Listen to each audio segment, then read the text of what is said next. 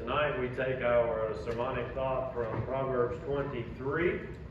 Good to have each one of you here, and we certainly welcome those that are watching on YouTube or another one of these platforms that are made available. Proverbs chapter 23, I'm reading from the American Standard basically because I'm going to reference it several times tonight. Beginning of verse 29 to the end of the chapter. Who hath woe? Who hath sorrow? Who hath contentions? Who hath complaining? Who hath wounds without cause? Who hath redness of eyes? They that tarry long at the wine. They that go to seek out mixed wine. Look not thou upon the wine when it is red, when it sparkleth in the cup, when it goeth down smoothly. At the last it biteth like a serpent, and stingeth like an adder. Thine eyes shall behold strange things, and thy heart shall utter perverse things. Yea, thou shalt be as he that lieth down in the midst of the sea, or as he that lieth upon the top of a mast. They have stricken me, shalt thou say, and I was not hurt. They have beaten me, and I felt it not. When shall I awake? I will seek it yet again. The Church of Jesus Christ is identified in many different ways. I remember years ago, I heard more regularly than I do today that we were Bible toters and Bible floaters. I've heard stories of days gone by when a Bible wasn't available in the courtroom and they would lay their hand upon a member of the Church of Christ. Stories, I don't know if they're true or not. But we are known in very many different ways. And one of the things that makes us unique is that we are people that do not drink at any time for any reason, for any cause. And people recognize that in us. And so what I thought that I would do tonight is have the opportunity to speak even to a people that don't drink. But understand that you've probably got a brother or a sister or an aunt or an uncle or something or another, a neighbor that drinks. And you may very well need to speak to that individual one day about the severity of drinking. And what does the Bible say about drinking?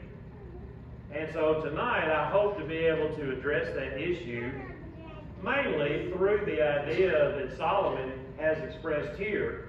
If you're in your Bibles, keep your finger there, and at the end of the lesson we're going to bounce over to the end of the chapter, or the end of the book, and we'll end in chapter number 31. So we'll use both of those passages tonight. Proverbs is a unique book in that it is part of the category, the catalog rather, in the Old Testament known as books of poetry. There are 5 books that begin with Job, Psalm, Proverbs, Ecclesiastes, and Song of Solomon. And if you have listened very much, you'll see that I quote them regularly.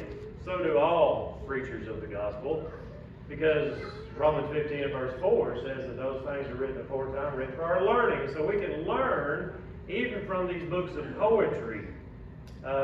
Many writers in the New Testament continue to go back and quote the Old Testament, because when the New Testament church was growing, even in its infancy, the many times that prophecies were quoted, they were going right back to the Septuagint, that Greek version of the Old Testament. So over and over we have the opportunity to quote from the Old Testament, even from books of poetry. We've quoted recently from the Song of Solomon as it related to the home. Remember, talking about husbands and wives.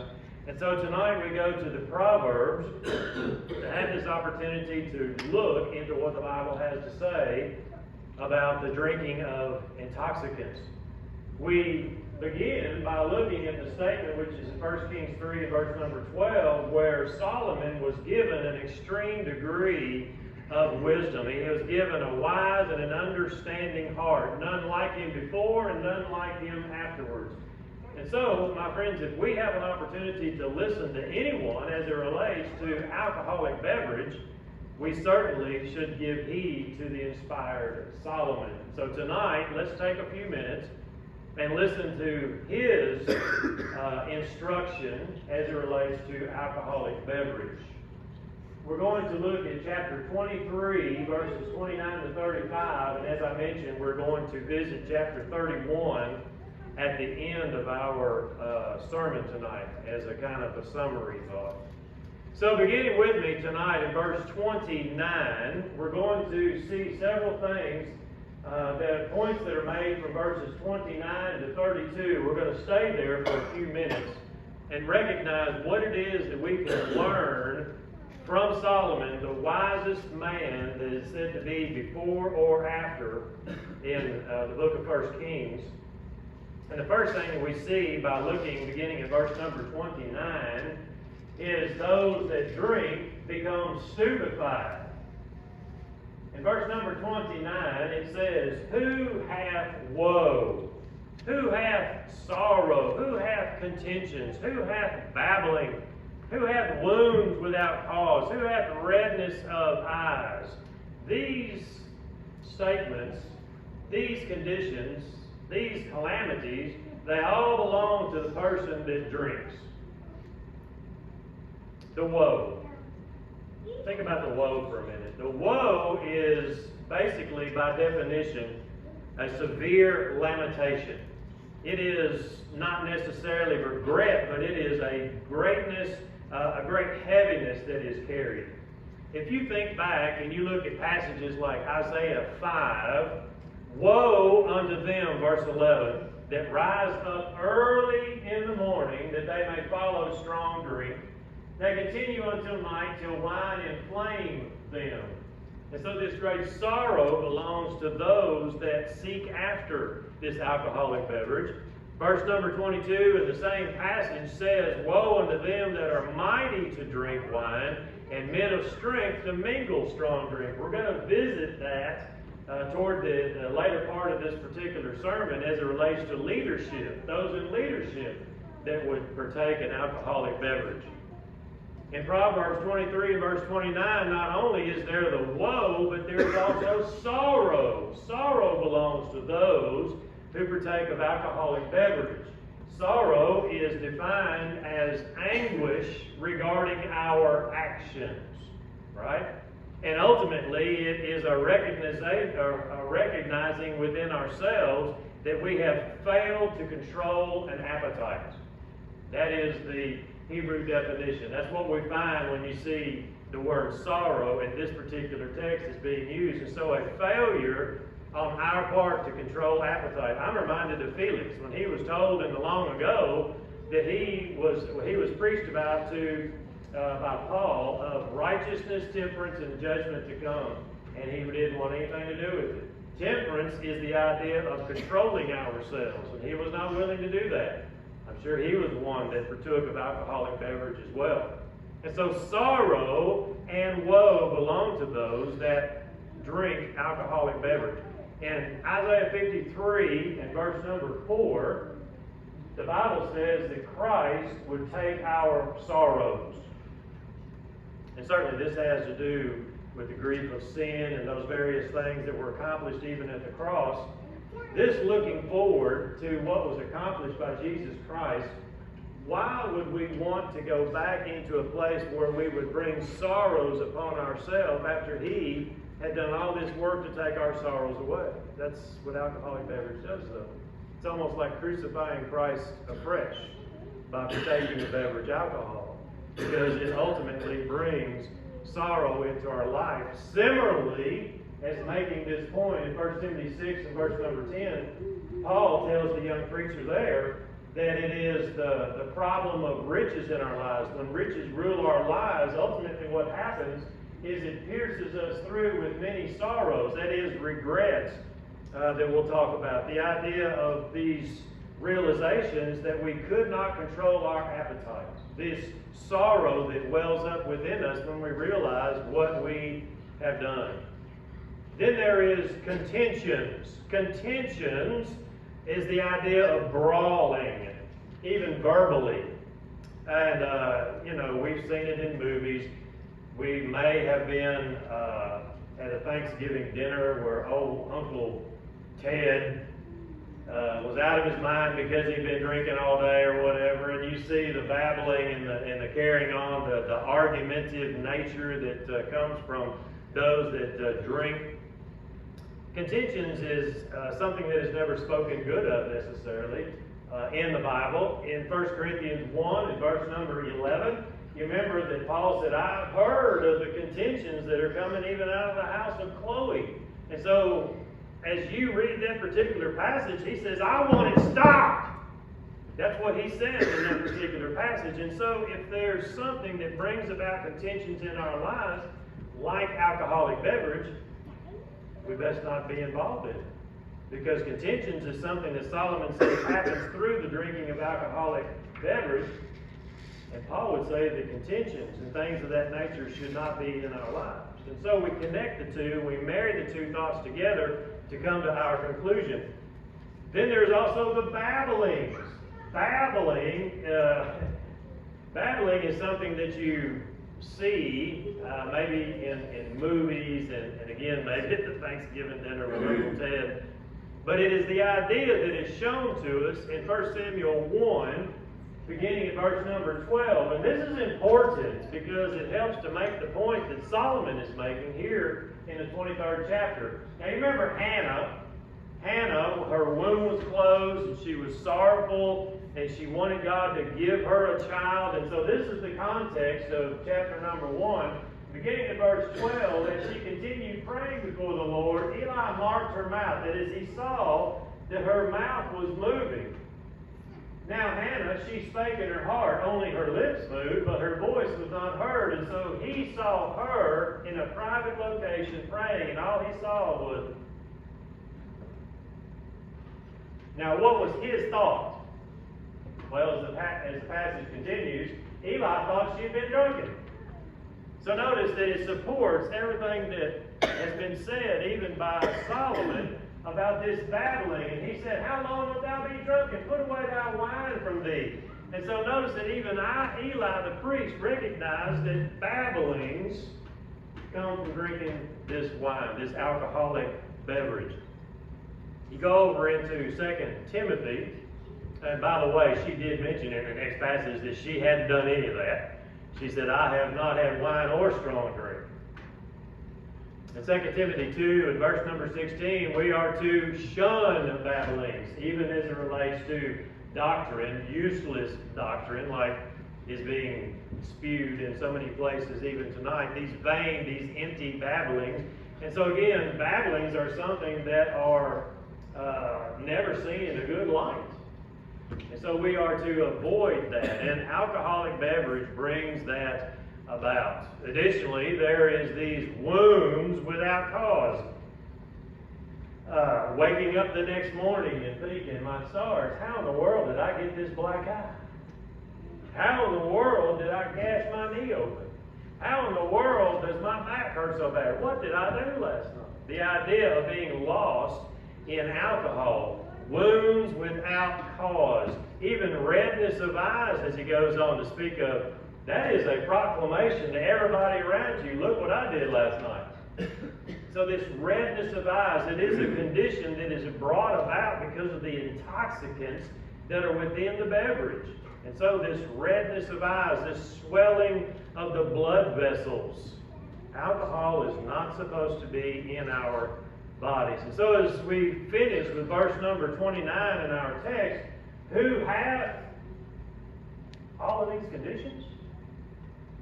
Verse number 30, they that tarry long at the wine, they that go to seek mixed beverage, mixed wine. And so you want all that stuff? Do you want all those conditions in your life? Well, by all means, have a beer. Have a glass of wine. And you too can have these conditions in your life.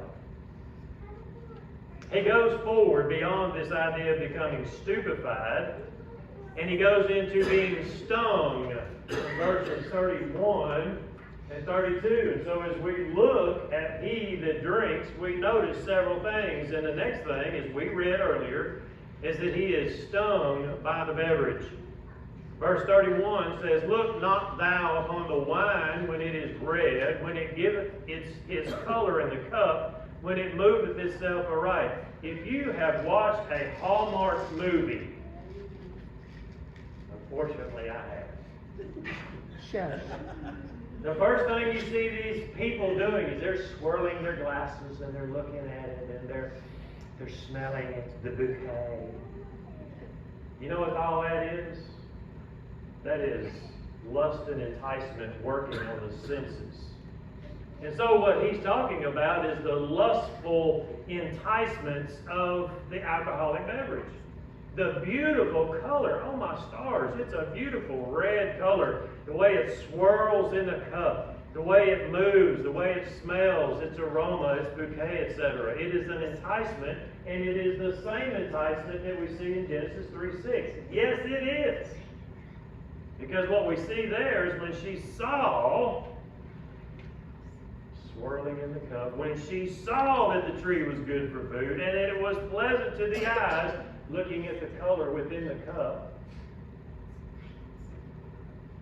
that she desired to take the fruit. And so, when you see in 1 John 2 and verse 16, you read about the lust of the eyes, the lust of the flesh, and the pride of life. Two of those things Solomon has just touched upon when he talked about the enticements of looking at it within the glass. James 1 and verse number 14 that I placed before you says that we are drawn away of our own lust and enticed. And so, my friends, whoever it is that we may have opportunity to talk about, realize what they're caught up in. When they want to have that alcoholic beverage, they are being enticed even through a lustful deceit.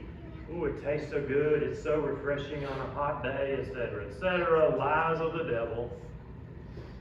In verse number 32, the point that we're making is it bites like a serpent. Anybody ever been bit by a snake? I remember there was a young man that I know that preaches down in Fruitvale, and he was bit at Camp Ida years ago by a copperhead, and it ended up costing him over $25,000 in the hospital to have a blood transfusion. It about killed him. And so when you think about the statement that he makes here, alcoholic beverage bites like a serpent and it stings like an adder. Do we get the point? We should, because Solomon, the wisest man here that is writing about it, is showing us a point, how severe it is and what it causes us to feel and experience.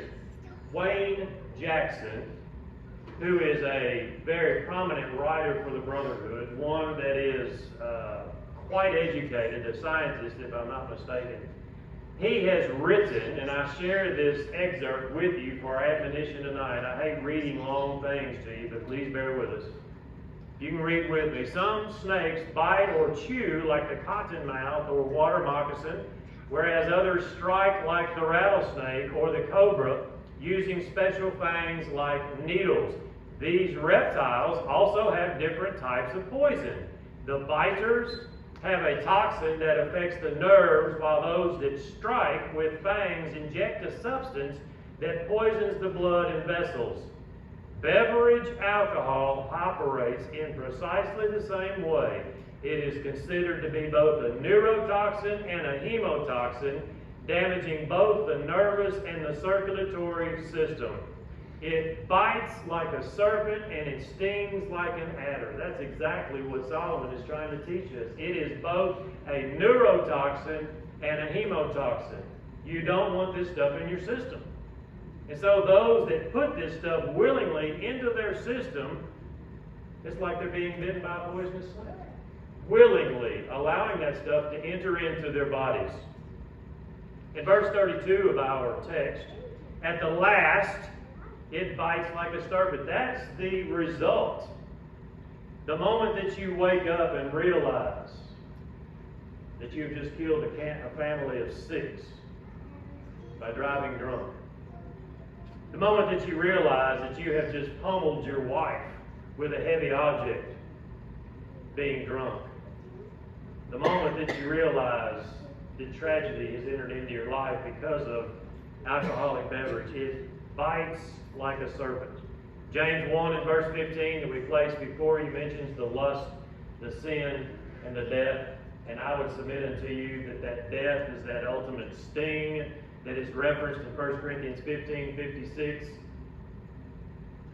The sting of death is sin.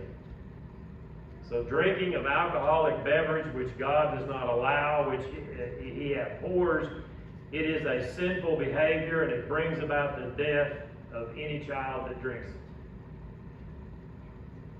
Verses 33 and 34 of our text, as we go forward, there are about 3 different examples that we draw out of this particular spot. So we'll be in verses 33 and 34 for a moment. The first thing that we see in verse 33 beginning has to do with the drunkard's desires.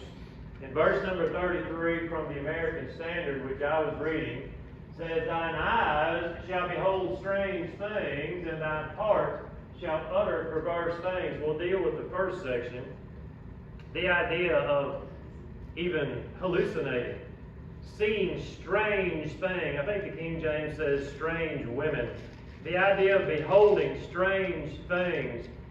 The idea here is the breaking down of even the physical vision and the moral vision. And so here in this process of even hallucinating and seeing these things, we are beginning to have our moral compass, our morals are being affected by the softness that is happening within our brains because of the consumption of alcohol. And so the physical vision and the moral vision are both being affected.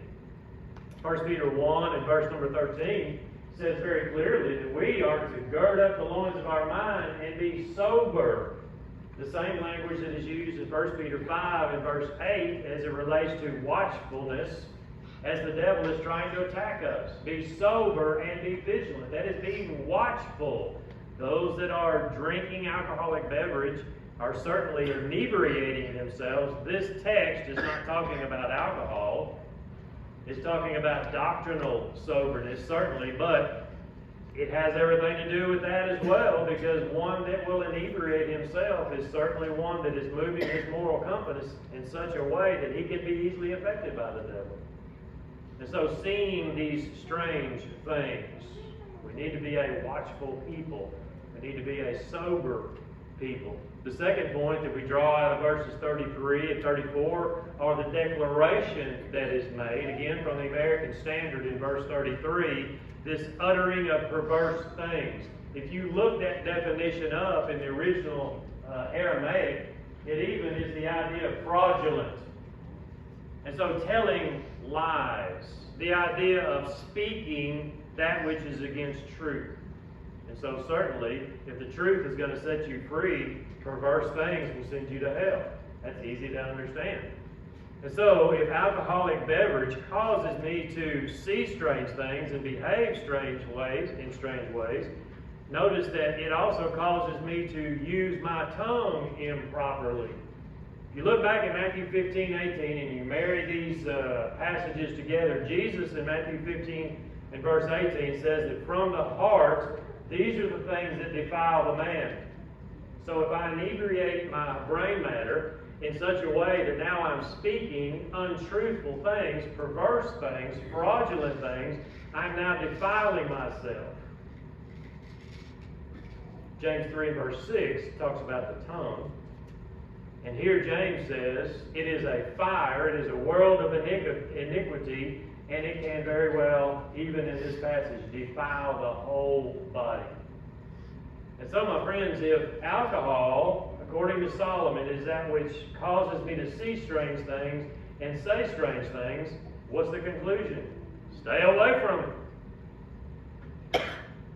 Psalm 5, and verse number 9, says, there is no faithfulness in their mouth, their inward part is very wickedness, their throat is an open sepulchre, they flatter with their tongue. This is the idea that was seen even in Solomon's writing about perverse things, uttering perverse things, even flattery. Jesus in Luke 6 and verse 26 says, woe unto you all when all men shall speak well of you. This flattery, this perverse speaking. And so, my friends, the old French proverb says, what the sober man thinks, the drinker tells.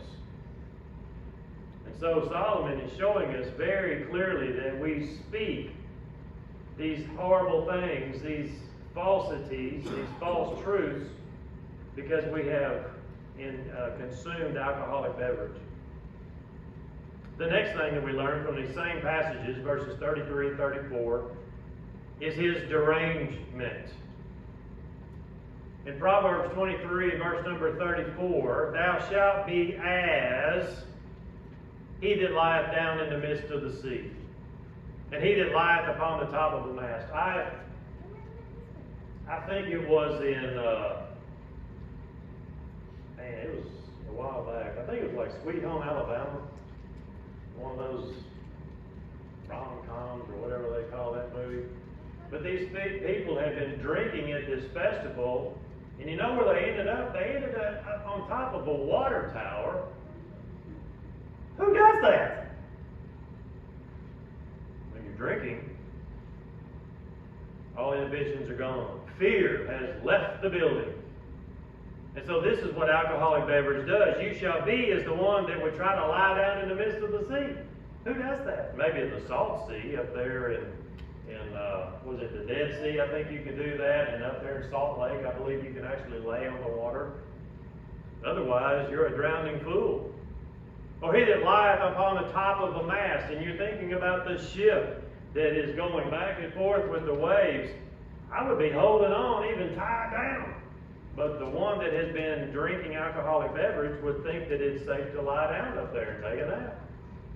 Inhibitions, the moral compass, all that is truly affected. In another passage, Jeremiah 25 and verse number 7, notice the statement here that is made by God, the work of your hands to your own hurt. Many times, people that involve themselves in alcoholic beverage, they hurt themselves. They do things that are just plain dumb because their inhibitions, the fear that has left the building, it affects them even within, through balance and other issues as well. In 2 Timothy 2 and verse 25 that I placed before you, it makes a statement that there are those that oppose themselves. Now this is certainly spiritually speaking, but the same passage applies as you relate to those that would hurt themselves. And I thought about Acts 16 and verse 28 just about an hour ago, and I put it in here as a note. You remember the Philippian jailer that woke up and was about to kill himself? Do thyself no harm. The idea that we would voluntarily put something in our body that would cause us to hurt ourselves is just dumb, isn't it? And so the reason that Solomon goes on and tells us about these dangers is so that we don't do this. So that we understand why we don't drink and take these intoxicants into our body. And then there is verse 35 in our text still in chapter 23. The discovery that is made by the drunkard. Verse 35, again from the American Standard, reads, they have stricken me, shalt thou say, and I was not hurt. They have beaten me, and I felt it not. The idea that you could go through this process and never even feel it, ultimately till the next morning when you're waking up and you see the black eyes and you see the marks on your body. It is the case that those that have these wrecks when they're driving drunk, they usually survive. They don't feel anything that happens normally, and they're just like a bag of rubber bouncing around inside the car. That's the way that the alcoholic beverage makes us to become. It is the idea of shipwrecking us from the inside. And so I placed 1 Timothy 1 and verse 19. Verse 20 identifies Hymenaeus and Alexander as people that are actually doing the shipwrecking of souls. Here, Solomon is saying it's the alcoholic beverage that is shipwrecking souls. And it is causing people to behave in such ways that they can't even feel the damage that is being done to them. And notice the result. After all is said and done, the conclusion is, I think I'll do that again. What an idiot. For someone to go through this process, and I would surmise since Solomon had the ability to taste everything and to experience everything, had like 1,000,000 wives, he had all these things going on, I would imagine that he had a time or two woken up this way. And he expresses in his book over and again, vanity of vanities, all is vanity. And so these things that he has experienced, possibly even a situation like this, vanity. In Acts chapter 27, the idea that I would prompt us to understand here in the text of the shipwreck, Paul has information that is useful to those that are on the ship here.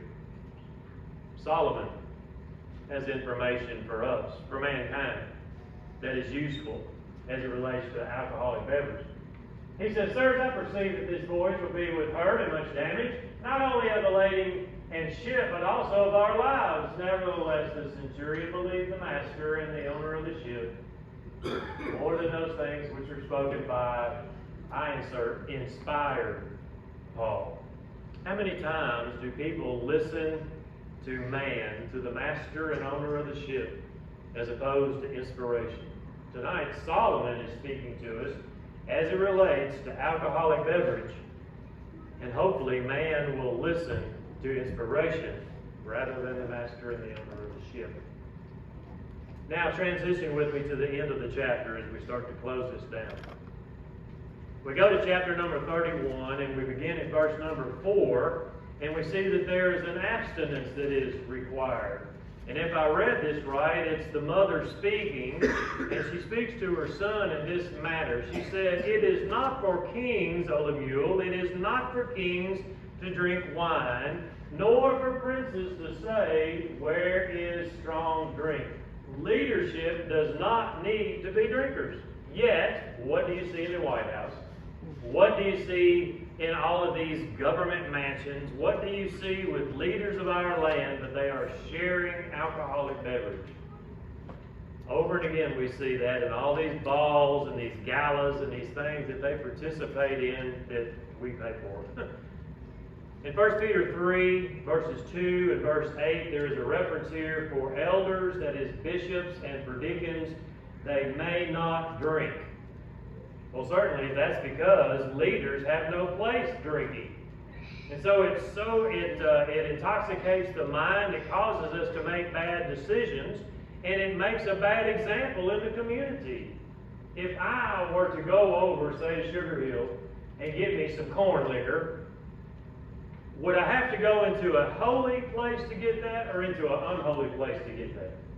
Would I have to get that from unrighteous people or from righteous people? So if I go to an unrighteous individual and buy liquor, what have I just said?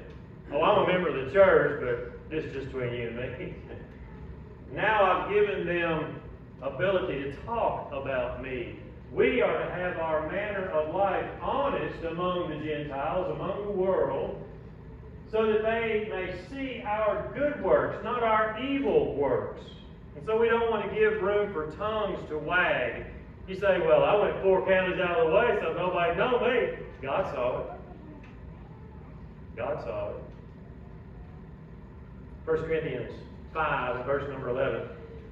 In the many problems that the Corinthians were having, it is the case that they were told, "Do not be around drunkards." You say, "Well, I just have a beer every once in a while. I just have a glass of wine with dinner." Well, you're 1 cup or 1 can drunk. How does one get drunk? They start drinking.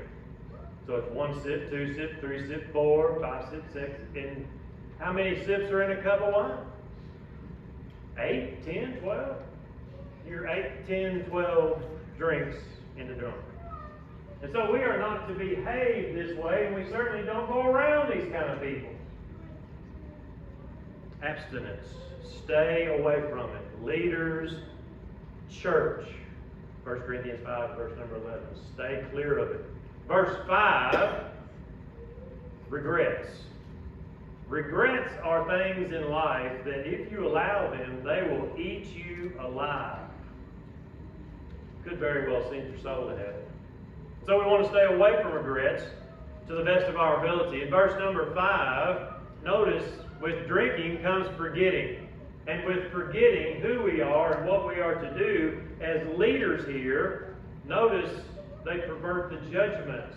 That's because our moral compass has been moved by alcohol. This is why leaders have no business drinking. Deuteronomy 24 and 17 that is on your screen is the mandate from the Decalogue that says, you shall not pervert the judgment of the stranger nor the fatherless.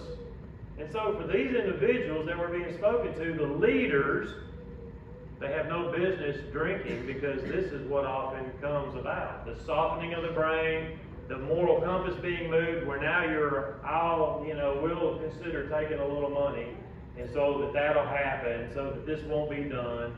And so it is the case that it causes the softness of the brain to allow these things to happen.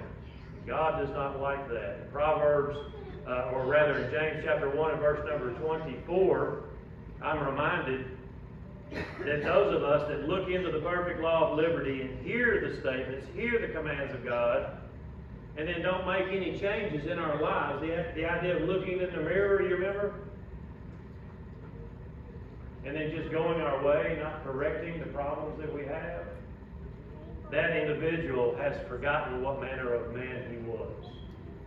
Which is the same thing that Solomon is talking about here, forgetting who we truly are. And so, my friends, Solomon warns against that. He says that abstinence is absolutely necessary, and those that forget and pervert judgments are those that end up having regrets in life. In Acts chapter 13 and verse number 10, Paul is speaking to Elymas, stated in the verse earlier, and he says, O full of all subtlety and all mischief, thou child of the devil, thou enemy of righteousness, wilt thou not cease to pervert the right ways of the Lord. God has always denounced those that would pervert the judgments of the Lord. Here with Elymas, certainly of those in leadership that would take alcoholic beverage into their bodies. And so, the reason I put 2 Peter 2 and verse 20 up there through 22, the passage says it had been better that you not even know the way of righteousness than to have known it and turned away. And so for those that know not to drink, to know not to put this stuff in your body, and you do it anyway, what you're doing is you're causing regrets to be available in your life. And regrets will absolutely drive you to your grave.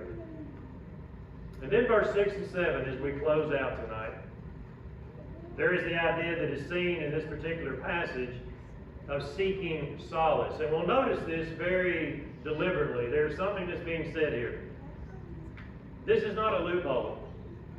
This is something that Solomon is pointing out to us, and we need to heed the warning.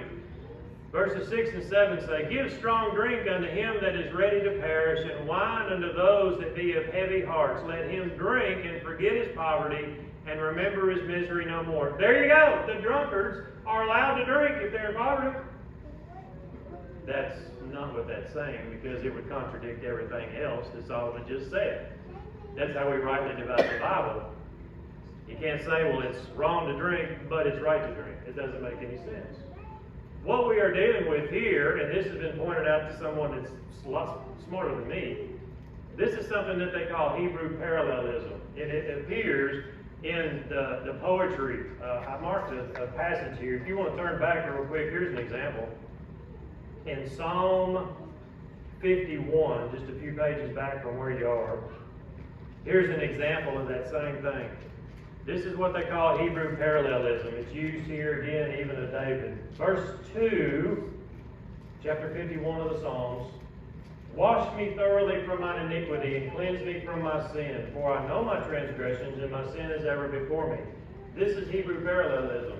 It takes the first statement and restates it again, laid alongside. That is the parallel that is being seen here. So what we're seeing here, the parallelism that has been pointed out by the scholarly, is that idea of ready to perish and forget poverty. And then it is restated again, as you see it appear, as heavy hearts and misery. Those that are ready to perish, those that are in great misery. This ain't that. having a beer with the guys at the end of the day. The boss was so bad to us today. I can't believe we accomplished what we did today. Let's drink and have a good time. Forget the day.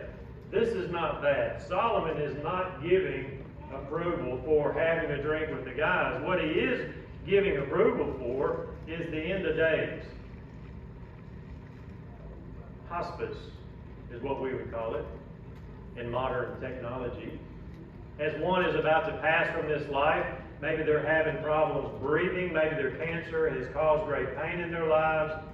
Even my grandmother recently, before she passed, they began to administer morphine unto her, and she slept very heavily to where she wouldn't feel the anxiety and the pain of slipping on into eternity, whatever that may feel like, even for her. And so what we're seeing here is this is a medicinal thing that is given to those to kind of push them over the edge. Alcohol is going to finish them off. If it's something that's going to finish you off, why would I want it in my body? So here is what we see in Mark chapter 15 as Jesus is hanging on the cross. They gave him to drink wine mingled with myrrh. It's a medicinal thing that they tried to give him to calm the pain, to ease the anguish. He didn't take it.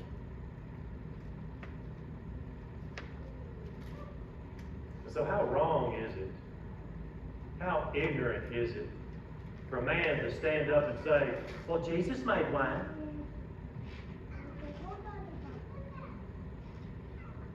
That hurts me at my very core. Because if he made alcoholic beverage, then he broke Habakkuk 2, verse number 15, making him a sinner. And Jesus Christ was no sinner. So what we see here is he is giving this permission, as it were, for those that are about to die to receive some medicinal benefit. It's not some kind of a loophole for me to go out and drink because I've had a bad day, or because I just lost my bank account and I'm broke, I'm in poverty. It has everything to do with end of days. And so tonight what we've done is we have given you an arsenal of scriptures to use as you go forward in your daily lives, dealing with relatives, dealing with neighbors or friends, people at work, etc. I hope that we have taken this in the manner that it was given, and as I was giving it in a loving way.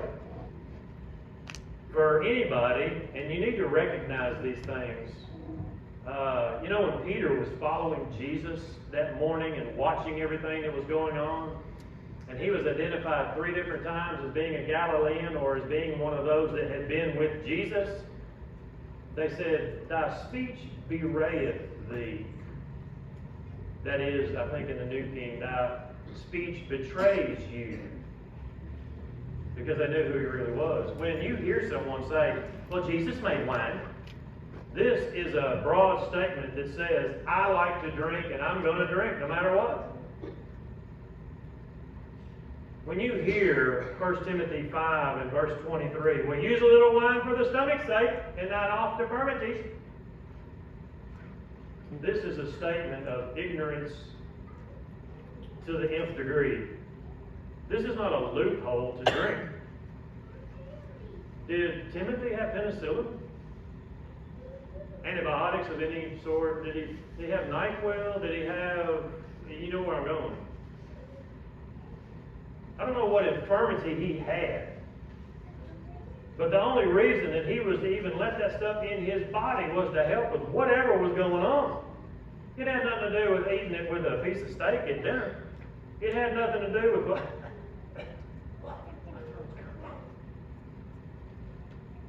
We've got plenty of stuff to deal with infirmities today. So when you hear people using, well, Jesus made wine. Paul told Timothy he could have some because he was sick. Recognize it for what it is. It's an ignorance of heart and mind, and we need to use that opportunity to jump in and teach the individual that's using that statement. Brother, sister, father, daughter, neighbor, whoever it is.